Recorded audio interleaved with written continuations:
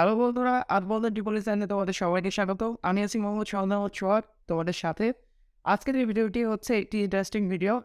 আজকে আমার হাতে আছে একটি টেম্পারেচার কন্ট্রোলার। এটি হচ্ছে সেই টেম্পারেচার কন্ট্রোলার। এটির মডেল হচ্ছে SH3001।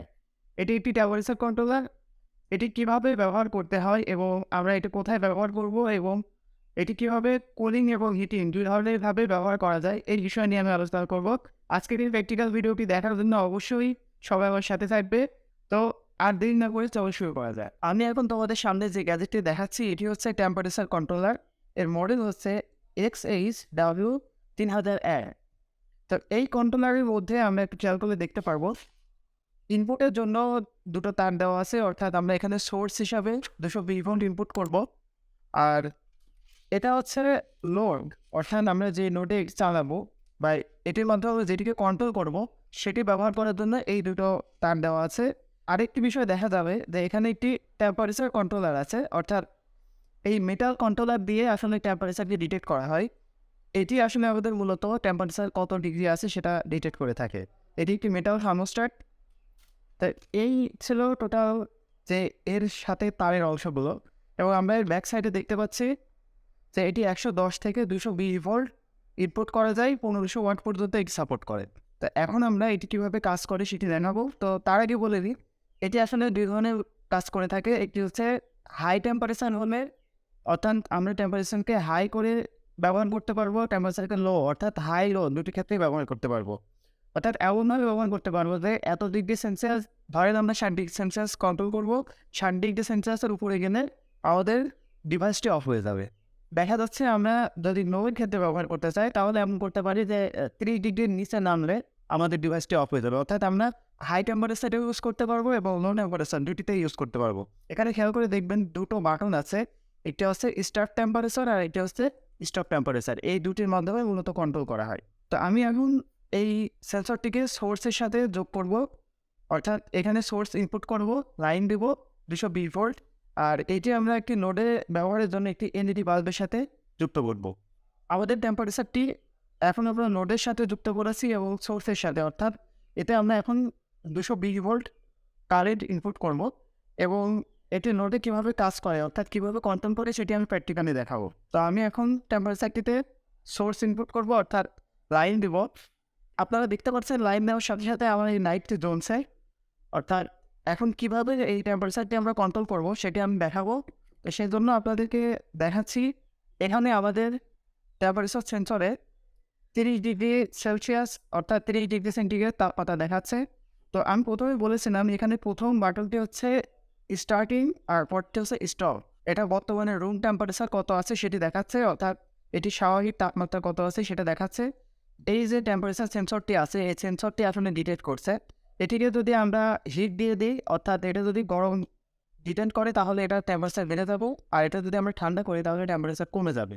তো আমরা এখন আপনাদেরকে দেখাবো যে এটার স্টার্টিং তাপমাত্রা এবং স্টপ তাপমাত্রা এটি কীভাবে ব্যবহার করতে হয়।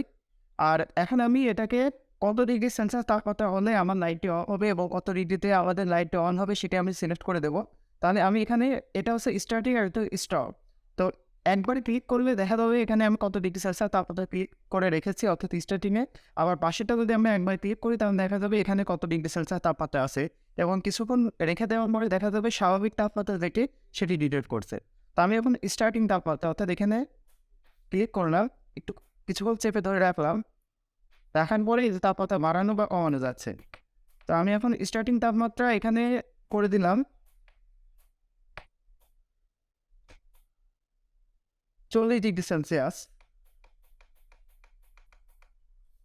এটা 40 ডিগ্রি সেলসিয়াস তাপমাত্রা বা তার নিচে যদি থাকে তাহলে আমাদের লাইটটি জ্বলবে। আর স্টপ তাপমাত্রা অর্থাৎ এটিকে আমরা এটা ক্লিক করলাম, ক্লিক করার পরে একটু চেপে দেওয়ার পরে এটা আমরা বাড়াতে পারবো, অর্থাৎ এই এই তাপমাত্রাটাকে স্টপ তাপমাত্রাটাকে আমরা বাড়িয়ে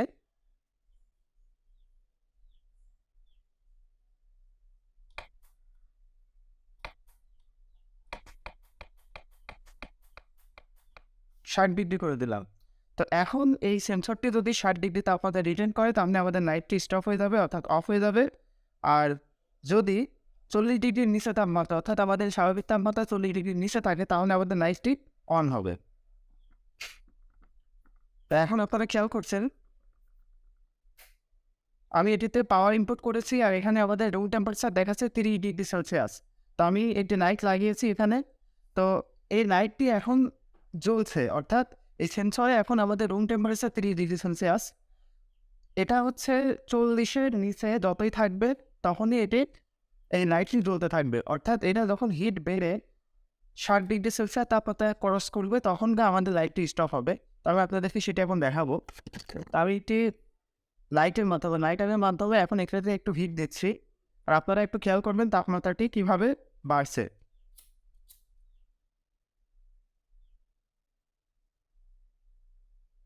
আপনারা দেখুন তাপমাত্রাটি বাড়ছে, এবং যখনই 60 ডিগ্রি তাপমাত্রা ক্রস করছে তখনই আমার লাইটটি অফ হয়ে গেল।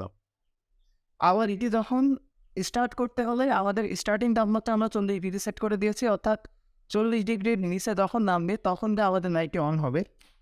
তো যাই হোক, এই তাপমাত্রাটি এখন কমানোর জন্য আমি একটি পানির পাত্র ব্যবহার করছি, যেখানে আমি এই সেন্সরটিকে ঠান্ডা করার জন্য পানিতে দিচ্ছি, একটু দ্রুত ঠান্ডা করার জন্য। আপনারা খেয়াল করেন আমি দেওয়ার সাথে সাথে তাপমাত্রা কমতে শুরু হয়েছে। যখনই 40-এর নিচে চলে যাবে তখনই দেখেন আমাদের লাইটটি ওপেন হয়ে গেছে। অর্থাৎ এটিকে আমরা এখন হিটার সেন্সর হিসেবে ব্যবহার করলাম, যে সর্বোচ্চ হিট 60 ডিগ্রি সেন্টিগ্রেড হলে আমাদের লোডটি অফ হয়ে যাবে, এবং তার নিচে অর্থাৎ স্টার্টিংয়ের জন্য আমরা 40 ডিগ্রি সেট করে দিয়েছি, 40 ডিগ্রি সেন্টিগ্রেড বা তার নিচে থাকলে এটি অন হয়ে যাবে।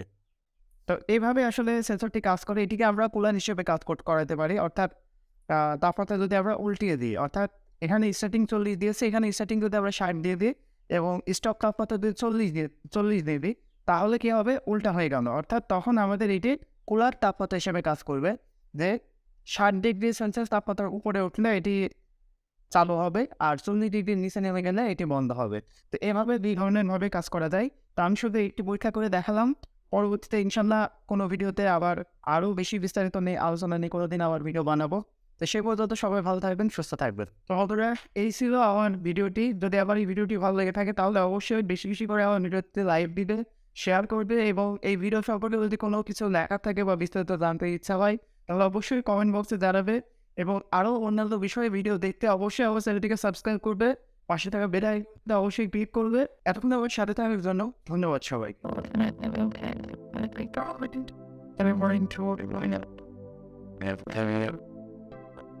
Every morning,